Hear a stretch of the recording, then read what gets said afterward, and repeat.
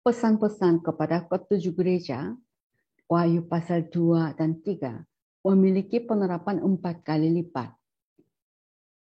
Penerapan pertama, lokal, kepada gereja-gereja yang benar-benar dituju, yaitu ketujuh gereja di Asia Kecil pada zaman Yohanes.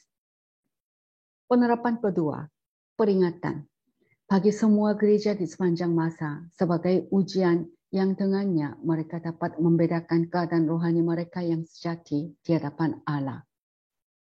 Penerapan ketiga, pribadi, dalam nasihat kepadanya, siapa bertelinga, dan dalam janji-janji, barang siapa menang. Penerapan keempat, nubuat, sebagai pengungkapan 7 fase secara rohani gereja dari sekitar 96 Masehi, yaitu pada waktu Yohanes menerima penglihatan di Pulau Patmos sampai pengangkatan gereja, rapture. Nubuat yang mencakup periode gereja seharusnya memiliki sejarah rohani gereja yang dinubuatkan oleh Tuhan Yesus.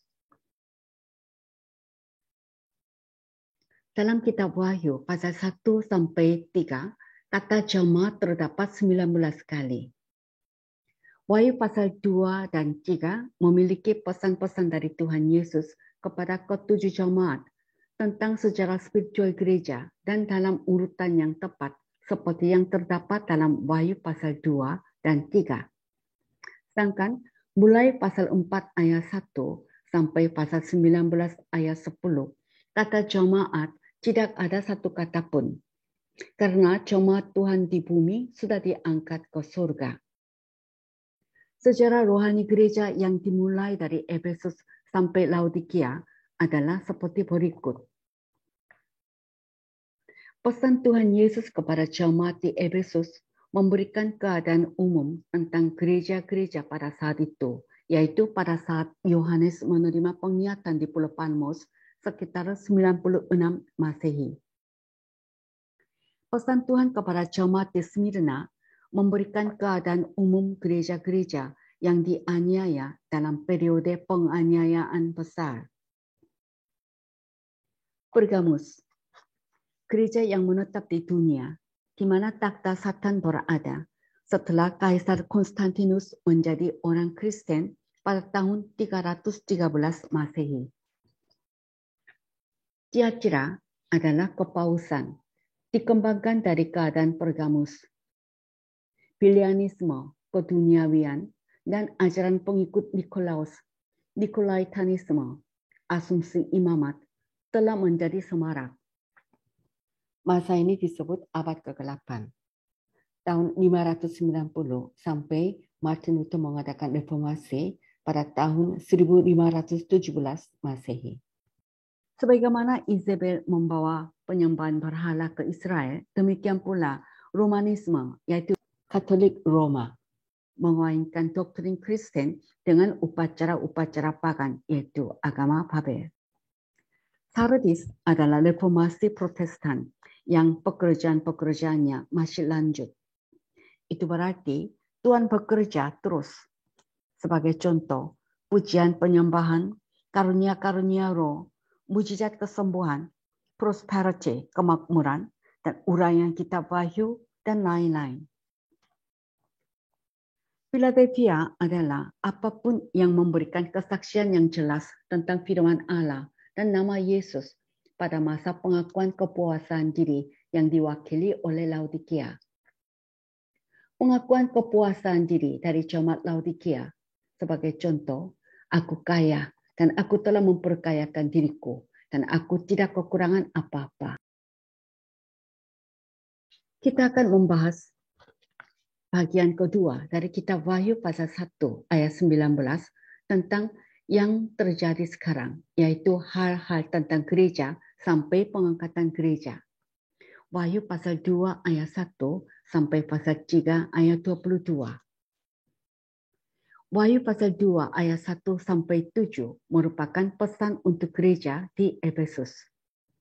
Kita akan baca kitab Wahyu pasal 2 ayat 1 sampai 7. Tuliskanlah kepada malaikat jemaat di Efesus, Inilah firman dari Dia yang memegang ketujuh bintang itu di tangan kanannya dan berjalan di antara ketujuh kaki dian emas itu. Aku tahu segala pekerjaanmu, baik jerih payahmu maupun ketekunanmu. Aku tahu bahwa engkau tidak dapat sabar terhadap orang-orang jahat, bahwa engkau telah mencobai mereka yang menyebut dirinya rasul, tetapi yang sebenarnya tidak demikian, bahwa engkau telah mendapati mereka pendusta. Dan engkau tetap sabar dan menderita oleh karena namaku, dan engkau tidak mengenal lelah. Namun demikian, aku mencela engkau, karena engkau telah meninggalkan kasihmu yang semula. Sebab itu, ingatlah, betapa dalamnya engkau telah jatuh.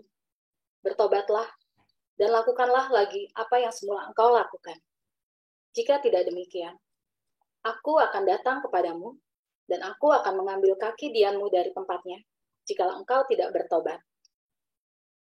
Tetapi ini yang ada padamu, yaitu engkau membenci segala perbuatan pengikut-pengikut Nikolaus, yang juga kubenci.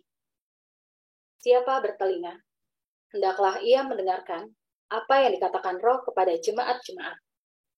Barang siapa menang, dia akan kuberi makan dari pohon kehidupan yang ada di Taman Firdaus Allah.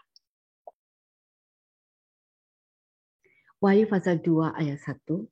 Tuliskanlah kepada malaikat jemaat di Efesus. Inilah firman dari Dia yang memegang ketujuh bintang itu di tangan kanannya dan berjalan di antara ketujuh kaki dian emas itu. Malaikat jemaat di Efesus. Malaikat di sini menunjukkan messenger yang membawa pesan Tuhan, God's message, ke gereja. Jadi, bukan yang menyampaikan pikirannya sendiri, tetapi yang menyampaikan pesan Tuhan apa adanya. Efesus, kota terbesar di provinsi Romawi di Asia Kecil, tempat gubernur dan pusat Kristen awal yang penting. Kisah Para Rasul pasal 18 ayat 19 sampai 28 dan pasal 19 ayat 1 dan pasal 20 ayat 16 dan 17. Inilah firman dari Dia yang memegang ketujuh bintang itu di tangan kanannya dan berjalan di antara ketujuh kaki dian emas itu. Kalimat ini menggambarkan tempat yang tepat dari Kristus sebagai kepala jemaat dan pelayanan. Dalam surat Wahyu pasal 2 dan 3 ada 10 poin kesamaan. Poin pertama, hampir di setiap pesan ada referensi untuk satu atau lebih dari 8 karakteristik Kristus. Sebagai contoh, inilah firman dari Dia yang memegang ketujuh bintang itu di tangan kanannya dan berjalan di antara ketujuh kaki dian emas itu. Poin kedua, tuliskanlah kepada malaikat jemaat di Efesus. Judul semua surat yang ditujukan kepada berbagai utusan-utusan seperti berikut. Tuliskanlah kepada malaikat jemaat di Efesus. Poin ketiga, Kristus memuji setiap jemaat, kecuali yang terakhir, Laodikia, untuk pekerjaan dan karakteristik kebajikan lainnya.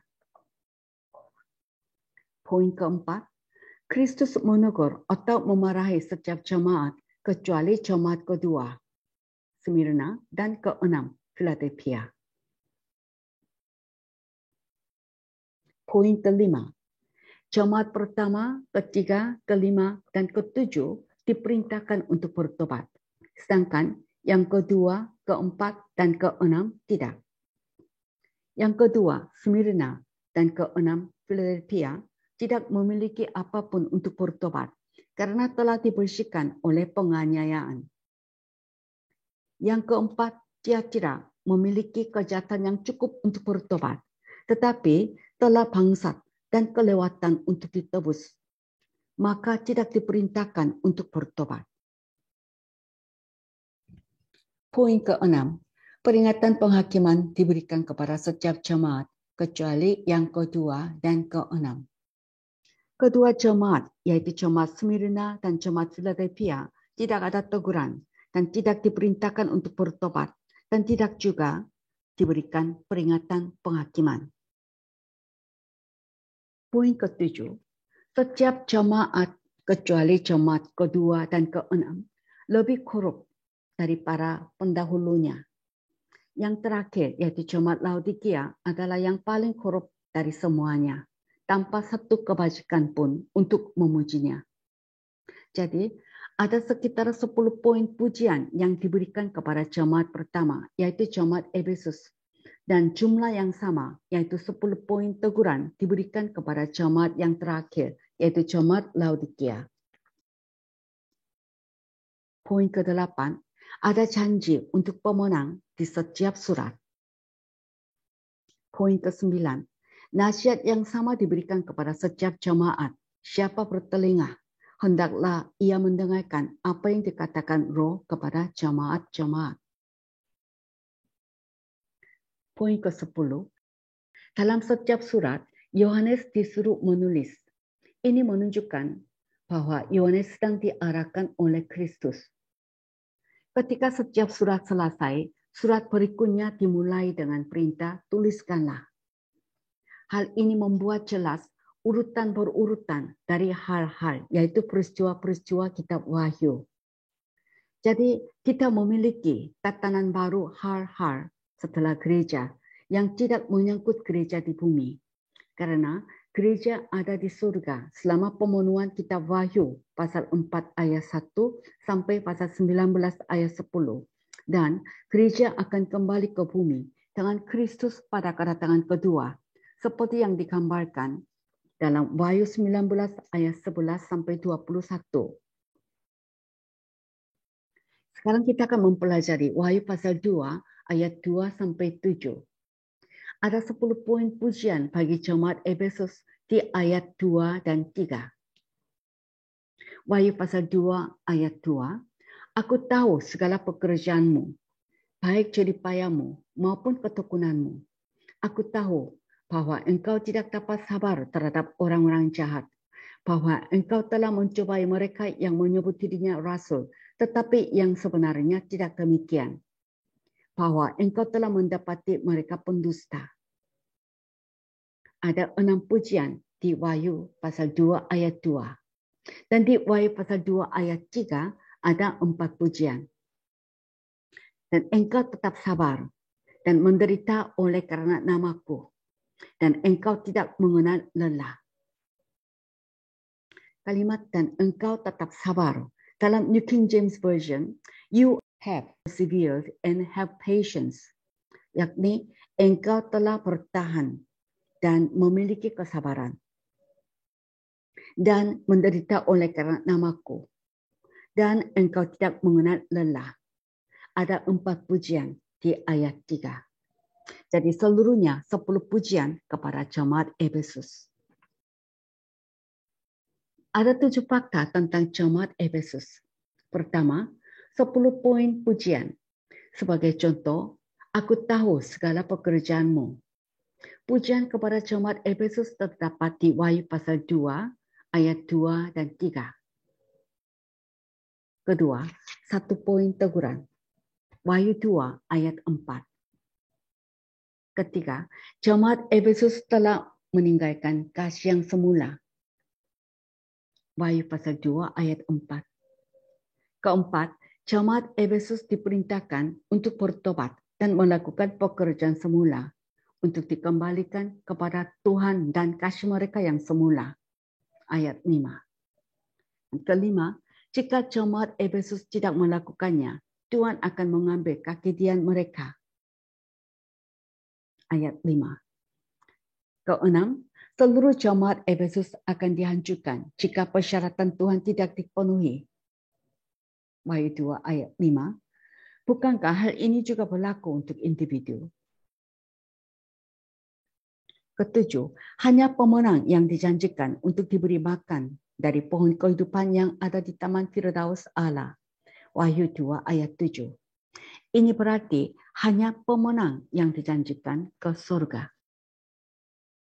Wahyu pasal 2 ayat 4.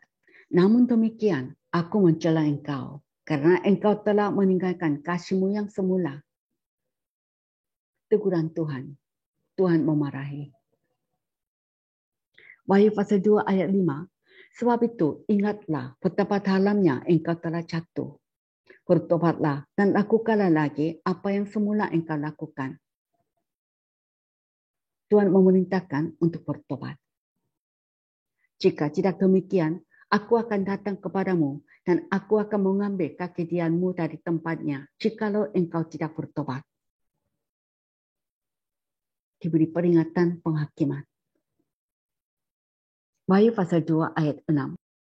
Tetapi ini yang ada padamu, yaitu engkau membenci segala perbuatan pengikut-pengikut Nikolaus yang juga kubenci. Kalimat engkau membenci segala perbuatan pengikut-pengikut Nikolaus yang juga kubenci. Pengikut-pengikut Nikolaus adalah kata majemuk bahasa Yunani Nikao, menaklukkan, dan Laos, kaum awam. Jadi menaklukkan kaum awam. Paham yang menaklukkan kaum awam telah memisahkan antara imam dan awam. Akan tetapi Tuhan Yesus telah berfirman, janganlah kamu disebut rabi, karena hanya ada satu rabimu. Rabi dalam bahasa Yunani guru. Dan kamu semua adalah saudaramu. Jadi jemaat Efesus membenci paham Nikolaus yang juga Tuhan benci. Akan tetapi pada masa Pergamus, sejak Konstantinus Agung, perbuatan yang memisahkan antara imam dan awam diterima sebagai doktrin seperti dilakukan Katolik Roma. Hanya imam saja memiliki Alkitab dan mengajar. Sedangkan awam tidak bisa memiliki Alkitab. Akibatnya terjadi abad ke-8 Tiatira hingga reformasi pada abad ke-16. Maka seruan reformasi yang utama adalah Alkitab diterjemahkan sehingga seluruh awam memilikinya dan semua orang percaya disebut imam. Itu merupakan poin-poin atau inti daripada reformasi pada abad ke-16. Yaitu Alkitab diterjemahkan. Dan tiap-tiap orang percaya memiliki Alkitab dan memberitakannya. Wahyu 2 ayat 7. Siapa bertelinga, hendaklah ia mendengarkan apa yang dikatakan Roh kepada jemaat-jemaat. Barang siapa menang, dia akan kuberi makan dari pohon kehidupan yang ada di Taman Firdaus Allah. Barang siapa menang, dia akan kuberi makan dari pohon kehidupan yang ada di Taman Firdaus Allah.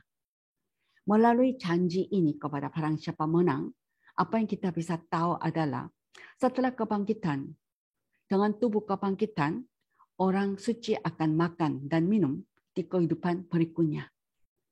Seperti dikatakan dalam Wahyu pasal 2 ayat 7 dan 17 dan pasal 19 ayat 9 dan Matius 26 ayat 29 dan Lukas 22 ayat 16, 18 dan 30. Taman Firdaus Allah. Kata Firdaus ada muncul 2 kali dalam kitab suci. Pertama, bagian bawah bumi. Firdaus bagian bawah bumi disebut pangkuan Abraham di antara orang-orang Yahudi. Di Lukas 23 ayat 43 dan juga ada ayat bandingan Matius 12 ayat 40 dan Efesus 4 ayat 8 sampai 10. Dan Firdaus yang lain adalah langit ketiga, yaitu yang ada di planet heaven. 2 Korintus 12 ayat 1 sampai 4 dan Wahyu 2 ayat 7. Saya akan baca 2 Korintus pasal 12 ayat 2 sampai 4. Aku tahu tentang seorang Kristen. 14 tahun yang lampau, entah di dalam tubuh aku tidak tahu, entah di luar tubuh aku tidak tahu. Allah yang mengetahuinya. Orang itu tiba-tiba diangkat ke tingkat yang ketiga dari surga. Aku juga tahu tentang orang itu. Entah di dalam tubuh, entah di luar tubuh, aku tidak tahu. Allah yang mengetahuinya. Ia tiba-tiba diangkat ke Firdaus dan ia mendengar kata-kata yang tak terkatakan yang tidak boleh diucapkan manusia. Ayat 2. orang itu tiba-tiba diangkat ke tingkat yang ketiga dari surga. Kalimat ini di dalam Authorized Version, such an one cut up to the third heaven. Orang itu diangkat ke langit ketiga. Langit pertama adalah langit burung-burung. Langit kedua adalah langit bintang-bintang. Dan langit ketiga adalah planet heaven, tempat kediaman Allah. Menurut 2 Korintus pasal 12 ayat 2 sampai 4, langit ketiga disebut Firdaus. Firdaus ini juga ditemukan dalam Wahyu pasal 2 ayat 7. Wahyu pasal 2 ayat 7, barang siapa menang, dia akan kuberi makan dari pohon kehidupan yang ada di Taman Firdaus Allah. Taman Firdaus Allah dalam Wahyu 2 ayat 7 ini sama dengan Firdaus yang ada di langit ketiga di dalam 2 Korintus 12 ayat 2 dan 4. Firdaus dalam Lukas pasal 23 ayat 43 yang disebut pangkuan Abraham dalam Lukas 16 ayat 22 berbeda dengan Firdaus di dalam Wahyu pasal 2 ayat 7 dan 2 Korintus pasal 12 ayat 1 sampai 4. Firdaus di dalam Lukas 23 ayat 43 terletak di bagian bawah bumi. Aplikasi profetik 33 sampai 100 Masehi. Jemaat di Efesus secara nubuat mengacu pada zaman gereja dari tahun 33 sampai 100 Masehi. Arti nama Efesus adalah untuk bersantai atau melepaskan, to relax or let go. Oleh karena itu, kata Efesus mengacu pada keadaan di mana cinta hilang dan hanya formalitas dan ritual yang tersisa. Gereja Kristus yang dimulai pada tahun 33 dan gereja-gereja yang dibakar dengan api Roh Kudus setelah kenaikan Yesus secara bertahap kehilangan cinta pertama mereka. Dan pada 100 Masehi, mereka menjadi gereja yang hanya tersisa dalam formalitas. Oleh karena itu, gereja di Efesus berbicara tentang gambaran gereja di zaman ini dari sudut pandang sejarah gereja. Tetapi, apa yang akan terjadi jika gereja yang telah kehilangan kasihnya tidak bertobat dan berbalik?